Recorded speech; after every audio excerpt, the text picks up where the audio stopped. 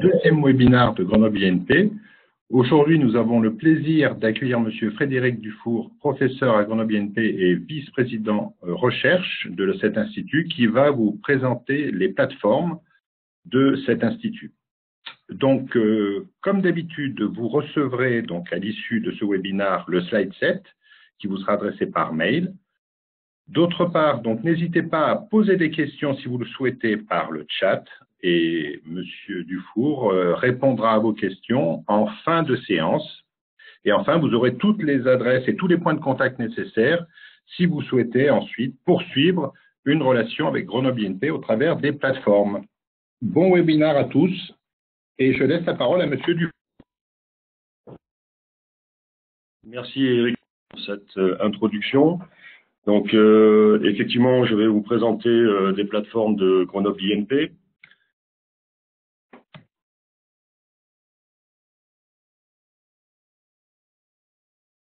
Voilà, excusez-moi, je n'arrivais pas à passer les slides. Donc les plateformes en tant qu'offre de services et puis aussi vous fournir le plus grand nombre de contacts possible pour vous aider à venir innover avec nous. Donc tout d'abord en préambule et pour faire écho au webinaire de Gaël Calvary, une petite introduction sur Grenoble INP. Donc qui sommes-nous? Nous sommes un institut d'ingénierie multidomaine qui comporte 6 écoles d'ingénieurs, 38 laboratoires de recherche aussi bien au niveau national que international, de nombreuses plateformes, je reviendrai sur la définition de ce que nous entendons par plateforme, évidemment du personnel hautement qualifié, et puis une filiale de valorisation, IESA, et une fondation partenariale. Alors qu'est-ce qu'une plateforme? Il y a 2 définitions pour une plateforme. Il y a une définition institutionnelle, c'est une définition qui vous intéresse assez peu, je dirais. C'est pour se comprendre dans le milieu académique. Nous en avons 5, dont je parlerai dans ma présentation. Et puis on peut aussi donner comme définition à la plateforme un ensemble d'équipements innovants.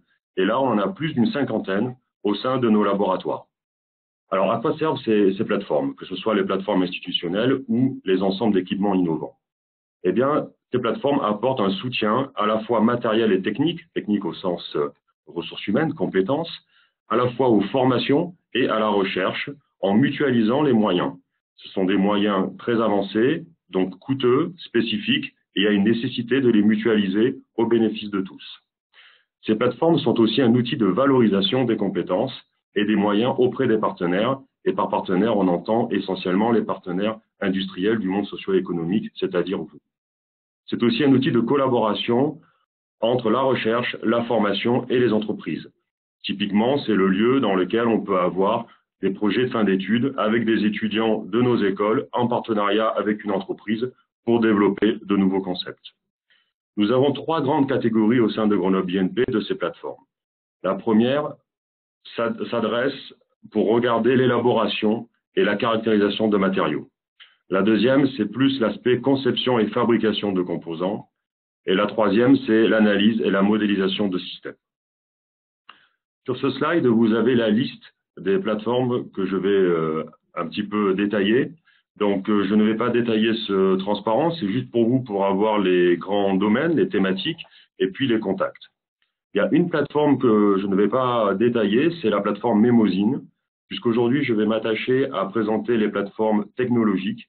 Et pour nous, Memosine est une sorte de plateforme virtuelle qui vous offre le service de modélisation et de simulation sur différents problèmes. Et je pense que la communauté minalogique connaît très bien cette plateforme, et donc je ne vais pas la détailler aujourd'hui. Donc, si on commence par le CIM Nanotech, donc c'est le Centre interuniversitaire de microélectronique et nanotechnologie, qui est situé sur le site de Minatech.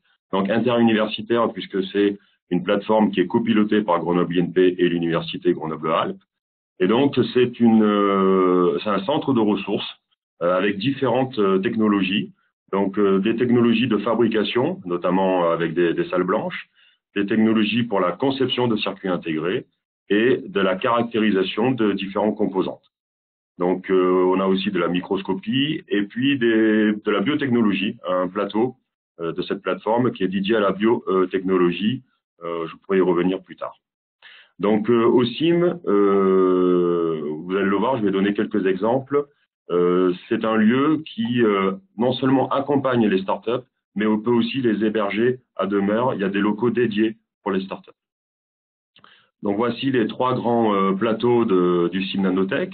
Donc la partie fabrication, donc essentiellement sur des substrats à 100 mm, mais pour certains équipements, on peut même aller jusqu'à 200 mm. Donc vous avez ici des exemples de travaux réalisés en salle blanche, avec des dépôts sur des couches minces, de la photolithographie, de la gravure, ainsi de suite.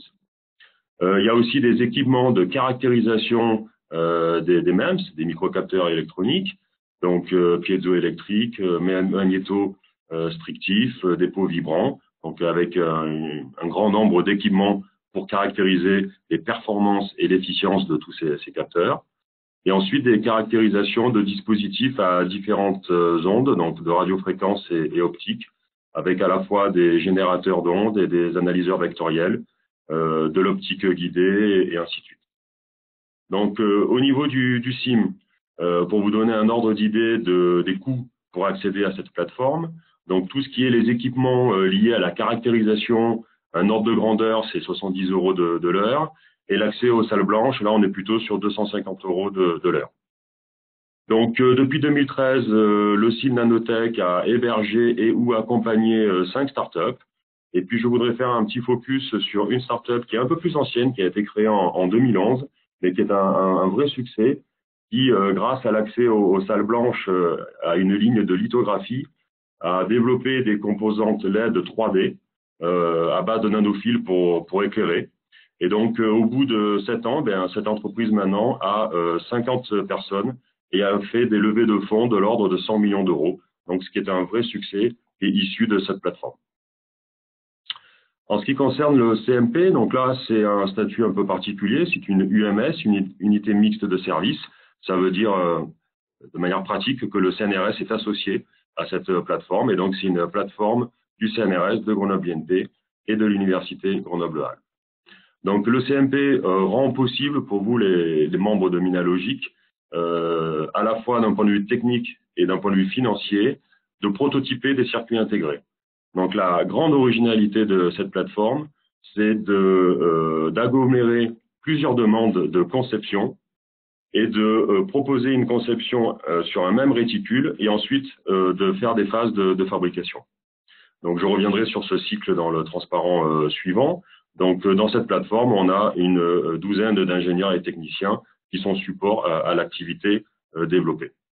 Et donc là, sur ce transparent, si on regarde en haut à droite le déroulé d'un projet, donc effectivement, on a plusieurs demandes de conception qui émanent de différents partenaires.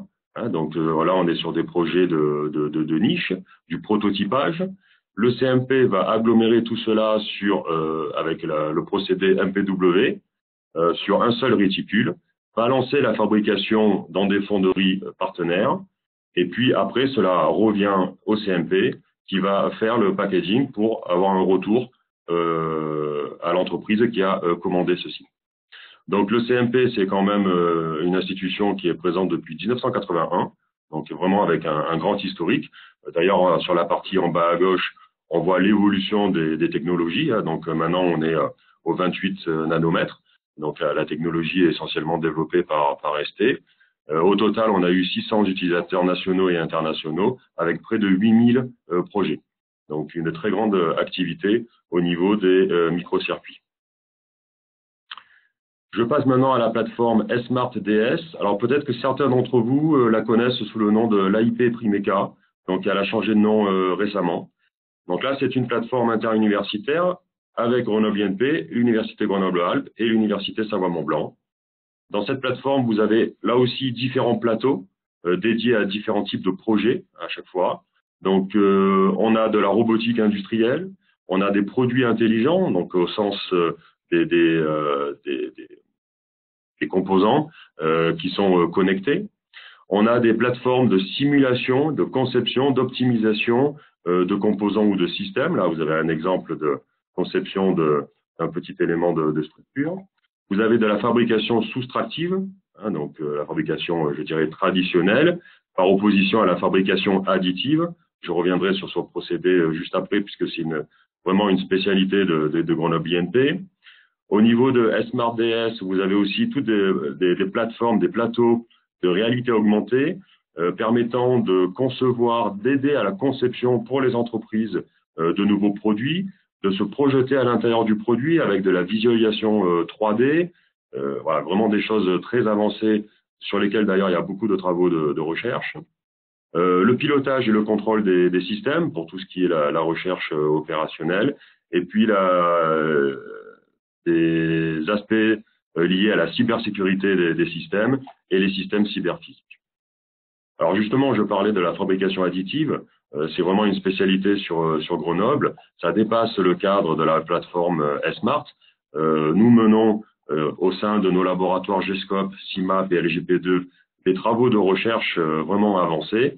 Et puis au niveau de différentes plateformes, donc SMART, le Fab Lab MSTIC et Amical Forum, nous avons mis à disposition différentes imprimantes 3D à disposition des entreprises pour leur innovation. Donc nous sommes capables dans la plateforme de faire tous les travaux depuis la conception, la fabrication, la caractérisation. Il existe différentes technologies, donc des machines de fusion sur lit de poudre avec des faisceaux d'électrons, ou alors des dépôts, un robot qui dépose un cordon métallique de soudure par arc électrique pour construire différents types de projets. Donc vous avez ici des illustrations. Donc en haut à droite, vous avez par exemple un robot qui est en train de regarder l'impression de sa main dans une imprimante 3D à partir de polymères. Et en partie basse, vous avez des objets plutôt métalliques, notamment à base de titane, qui sont des objets sur lesquels la fabrication soustractive ne peut tout simplement pas réaliser de par leur forme, leur géométrie. Donc évidemment, il y a la partie fabrication du produit, puis il y a la partie finition aussi, avec différentes cellules de finition de surface. Donc dans la plateforme, la plateforme SMART, il y a aussi une grande liste de logiciels de conception, de production, de fabrication, de simulation qui sont mis à disposition des entreprises partenaires. Et je voudrais citer les deux exemples de Athletics 3D et de Finoptim qui ont été accompagnés par cette plateforme SMART. Donc Finoptim est une entreprise, une start-up qui a conçu, développé des foyers de cheminée ouverts et qui ont des performances des foyers fermés. Ils ont d'ailleurs reçu le label de la flamme verte. Donc en termes d'efficience de la combustion, notamment vis-à-vis du rejet des particules dans l'atmosphère. Et Athletics 3D est une entreprise donc qui est championne olympique puisqu'elle a équipé notamment Martin Fourcade, puisqu'elle a conçu, développé, fabriqué la crosse de la carabine de Martin Fourcade en multimatériaux, donc bois, métal et polymère, et a permis de gagner en ergonomie et donc d'augmenter les performances de l'athlète. Je passe maintenant à la plateforme CFTC. Donc celle-ci est uniquement pilotée par Grenoble INP, mais toujours au service de toute la communauté académique et des partenaires du monde socio-économique du site. Donc là, nous sommes dans une plateforme de caractérisation des matériaux. Donc nous avons différents systèmes de microscopie électronique et de techniques d'analyse associées, donc analyse notamment physico-chimique et analyse structurale. Des moyens de caractérisation par rayons X, diffraction, réflexométrie, de tomographie, donc qui permet de faire de l'imagerie 3D. Donc tout ceci in situ. In situ signifie que l'on peut imager des processus, donc non pas un état des matériaux, mais un processus évolutif du matériau soumis à des sollicitations mécaniques, thermiques ou chimiques ou autres. Donc nous avons aussi des équipements de spectroscopie Raman, quelque chose de très récent en termes d'efficience, de performance, analyse de surface XPS avec un nouvel équipement très original qui est arrivé sur le site. Et après, tous des processus d'analyse d'images, imagerie scientifique pour pouvoir analyser les résultats et puis évidemment en amont de préparer les échantillons. Donc là aussi, vous voyez qu'en termes de staff technique, on est autour d'une quinzaine de personnes. C'est à peu près le grain assez habituel de toutes les plateformes que je vous présente. Et donc là, on a environ 300 utilisateurs par an et ceci depuis 40 ans Donc là aussi, on a une plateforme ancienne qui est bien assise dans le tissu grenoblois. Donc, quelques exemples ici, hein, quelques illustrations à différentes échelles. Hein. Donc, on va du millimètre, en partie en bas à gauche, avec de la tomographie 3D aux rayons X. Ensuite, en haut à gauche, au micromètre, donc avec des technologies, donc aussi de l'imagerie 3D, mais par fibre et faisceau d'électrons. Et puis, sur la partie droite, là, on est plutôt à l'échelle du nanomètre, avec d'autres technologies pour vraiment aller voir la constitution des nanophiles, par exemple, sur cette image. Donc, voilà, des essais in situ, et vous avez des vignettes qui montrent tout le travail des équipes techniques et des équipements au niveau du CMTC. Donc là, les coûts sont d'environ 200 € par heure pour l'accès aux équipements. Là, évidemment, c'est à partir d'eux, puisqu'on peut avoir des équipements qui dépassent le million d'euros en termes d'achat et avec des coûts de fonctionnement plus élevés. Et donc, le tarif horaire peut être adapté. Je passe maintenant à la plateforme Amical Forum. Donc, celle-ci est une plateforme qui est labellisée Equipex, donc qui a été financée pour son lancement par un programme d'investissement d'avenir, donc les fameux PIA. Donc, cette plateforme développe des objets de tous les jours que vous avez dans votre bureau, dans votre maison, dans votre véhicule. Mais l'idée, c'est de les augmenter par des possibilités de communication, de perception, d'action, et donc de faire des objets intelligents, tout ceci grâce à des technologies évidemment du numérique. Donc, cette plateforme se situe à Montbonneau pour l'instant. Donc, il y a à la fois des ateliers de conception-fabrication. Donc là, on est plutôt, disons, dans un type Fab Lab. Et puis, il y a aussi un appartement intelligent. C'est un duplex entièrement équipé dans lequel les entreprises, les startups qui veulent se lancer, les PME, peuvent venir parfaire leur conception, caractériser les performances des systèmes qui peuvent être fabriqués dans les ateliers juste à côté. Donc, on a vraiment quelque chose qui est très intégré. Alors, cette plateforme, comme vous le voyez sur la rosace au centre, est connectée avec de nombreuses autres plateformes sur le site. Donc, par exemple, la plateforme Predis ou la plateforme Domus, qui est dans un autre Fab Lab que je présenterai ensuite, et ainsi de suite.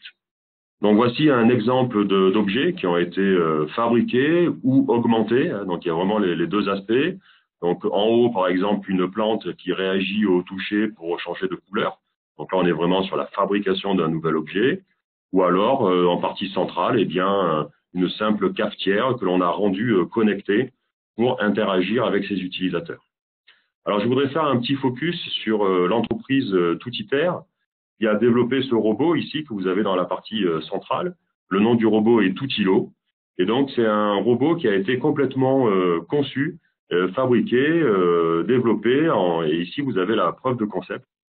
Donc, c'est pour aider les maraîchers à faire des travaux dans les champs. Et donc, cet équipement, enfin, ce robot, obéit à la parole de l'utilisateur. Il est capable de suivre par guidage une direction bien précise et permet aux maraîchers de se focaliser sur ces travaux de ramassage des légumes ou ici de sarclage. Donc, les coûts d'accès à la plateforme Amical Forum. Donc, vous avez un forfait annuel de 2 000 € par an pour avoir accès aux différents équipements qui sont en libre-service. Vous pouvez aussi avoir accès à des ingénieurs, donc avec un coût de l'ordre de 800 € par jour pour vous aider à concevoir, fabriquer vos objets. L'appartement dont je parlais tout à l'heure, lui, il a un forfait d'accès de 1 000 € pour 2 jours, puis 150 € par jour supplémentaire en fonction de vos besoins. Parfois, on a besoin d'avoir des simulations in situ pendant une semaine ou plus. Donc voilà les différents forfaits qui sont offerts. Alors maintenant, on va sur des plateformes au sein des laboratoires. Donc ici, le laboratoire Gypsalab, qui est un laboratoire CNRS Grenoble-INP, Université Grenoble-Alpes et INRIA. Donc c'est un laboratoire qui est à l'interface entre le monde physique et le monde numérique. donc qui travaille sur des systèmes physiques, biologiques, cognitifs ou industriels, qui fait de l'analyse des signaux des systèmes avec une composante expérimentale forte. Et donc justement, je vais vous présenter quelques-uns des plateaux, des équipements scientifiques qu'il développe. Donc c'est un laboratoire qui est décomposé en 3 départements, 12 équipes, et qui regroupe 150 chercheurs permanents et tout autant de doctorants. Donc vraiment une très forte activité. Donc le premier plateau, premier équipement scientifique remarquable, remarquable puisque il fait partie d'un équipex qui s'appelle Robotex, un équipex au niveau national, donc qui s'attache à aider au pilotage des drones. Donc vous avez les caractéristiques ici de la plateforme expérimentale, les ressources humaines qui travaillent au sein de cette plateforme. Et là, je voudrais me focaliser plus sur les succès, donc des startups qui ont été développées. Donc je citerai par exemple le cas de Drone Interactive, qui a été Best of Finalist dans un concours international à Las Vegas. Donc vraiment quelque chose de remarquable au niveau international pour tout ce qui est les drones. Sur d'autres plateformes du GIPSA, nous avons aussi l'analyse des signaux cérébraux par oculométrie, pardon. Donc c'est la plateforme expérimentale PERSI. Donc par exemple, grâce à cette plateforme, eh bien un utilisateur peut piloter un drone. On a déjà fait des démonstrations uniquement par la pensée. C'est-à-dire qu'après une phase d'apprentissage avec un utilisateur donné, eh bien l'utilisateur est capable de dire au drone de décoller, de s'opposer, d'aller à droite ou à gauche, uniquement par la pensée. Donc ça, c'est des types de recherches qui sont développés et qui sont mis aussi à la disposition des partenaires académiques et industriels. On a aussi une autre plateforme sur la robotique humanoïde, donc où là, des robots sont développés. Alors, c'est pas uniquement le fait qu'ils ressemblent à des êtres humains, mais c'est surtout qu'ils peuvent interagir avec des êtres humains. Donc, vous avez ici l'exemple du robot Nina, qui a de nombreux moteurs, capteurs pour pouvoir se mouvoir, parler comme un être humain, mais aussi interagir par la parole et l'audition, donc avec des microphones, par exemple, au niveau des oreilles. Donc, au niveau du GIPSA, eh bien, il y a encore d'autres startups qui ont été créées. Je voudrais mentionner, par exemple, des travaux qui ont été faits sur des ailes, des lames d'éoliennes intelligentes qui se déploient en fonction des besoins en énergie et des besoins et des ressources en vent, des ressources éoliennes.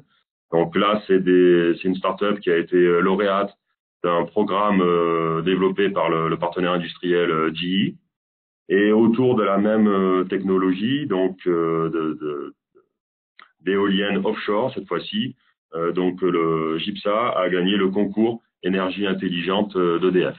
Donc vous voyez vraiment des recherches de pointe académiques mais au service des partenaires industriels, et c'est reconnu par ces partenaires par des prix au niveau national et international. Au sein de l'IMEPLAC, qui est un autre laboratoire du site, laboratoire de recherche, donc là les tutelles sont l'USMB, le CNRS, Grenoble INP et l'Université Grenoble-Alpes. C'est un laboratoire dont la partie grenobloise est ici à Minatec, donc qui travaille sur les composants micro et nanoélectroniques à différents niveaux de fréquence, que ce soit la radiofréquence ou le niveau millimétrique, et qui va jusqu'à la photonique optoélectronique et les térahertz. Donc là, on a 70 permanents et à peu près autant de docteurs. Donc les 3 grands thèmes dans ce laboratoire, donc je le disais, c'est la micro-nano-électronique, donc avec la recherche sur le CMOS ultime. Vous avez ici une image qui illustre les mesures sous pointe sur un réticule de 300 mm, qui font de la conception et de la caractérisation de nanostructures, simulation, modélisation, voilà. Un point fort sur lequel je voudrais insister, donc c'est les capteurs intégrés et puis la recherche, l'énergie harvesting, qui est la récolte plutôt, je devrais dire, d'énergie au niveau des composants pour les rendre autonomes. Ensuite, des recherches sur la radiofréquence et puis à l'échelle millimétrique, donc différents systèmes de transmission pour tout ce qui est les télécommunications, l'électromagnétisme et la modélisation. Et ici, vous avez l'exemple d'un résultat avec un papier peint qui permet de protéger un local, un bâtiment, un appartement, des ondes, notamment pour quand il y a à l'intérieur des équipements ou des personnes qui sont sensibles aux ondes. Voilà, donc avec des recherches en plastronique et RFID. Et puis pour finir sur ce laboratoire, des thématiques autour de la photonique, l'optoélectronique, le terahertz. Donc vous avez ici l'illustration d'une puce hybride, photonique hybride au sens verre silicium. Le Fab, alors des fois je dis Fab Lab MSTIC ou le Fab MSTIC, on a un peu les deux noms.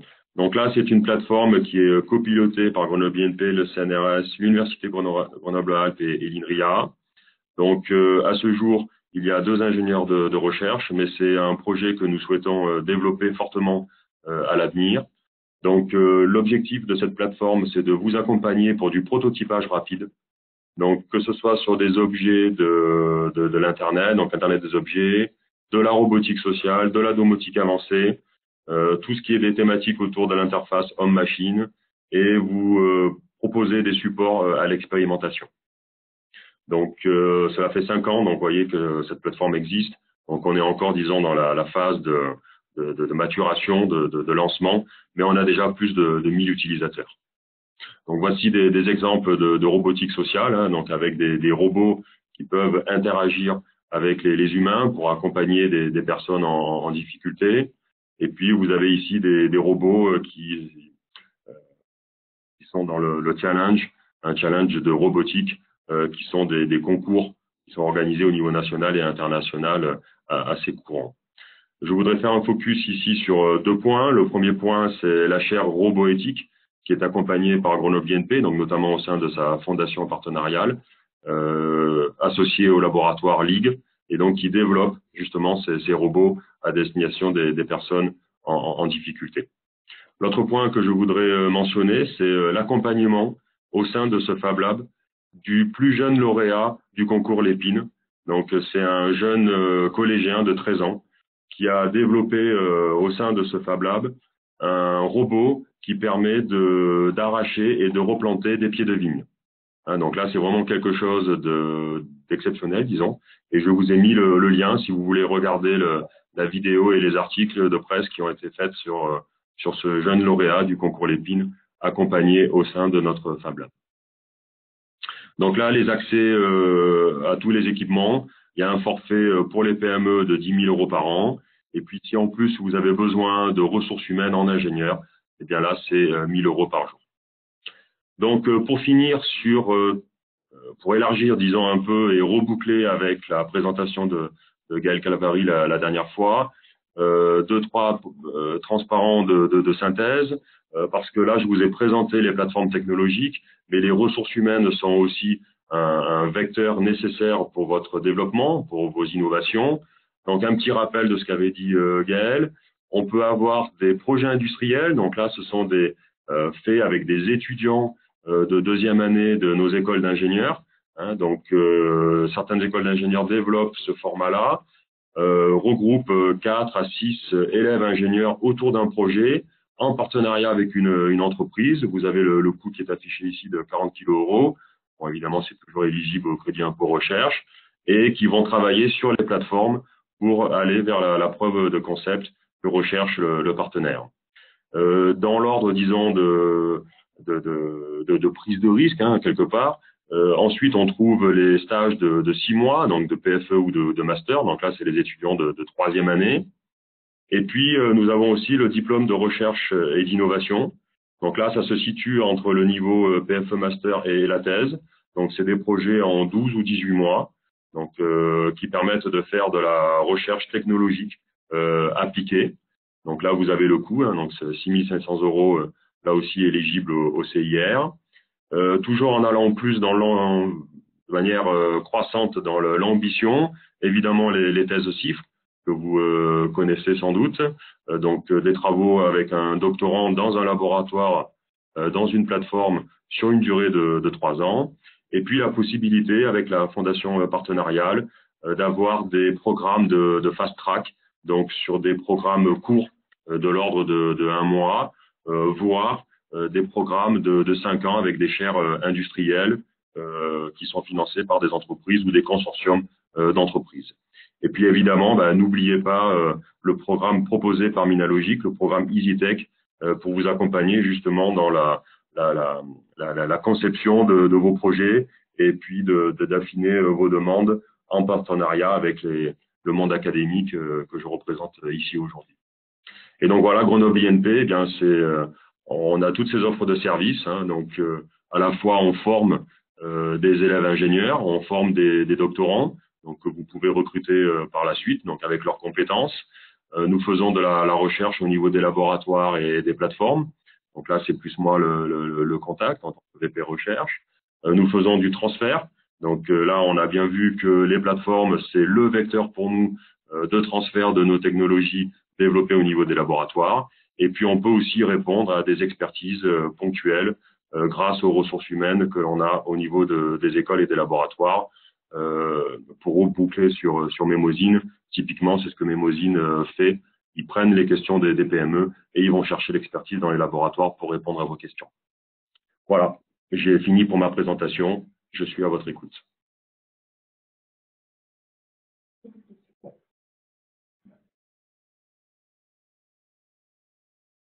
Merci à vous toutes et à vous tous et bonne journée.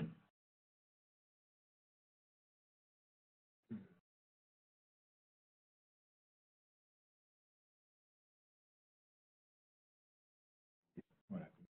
Alors, comment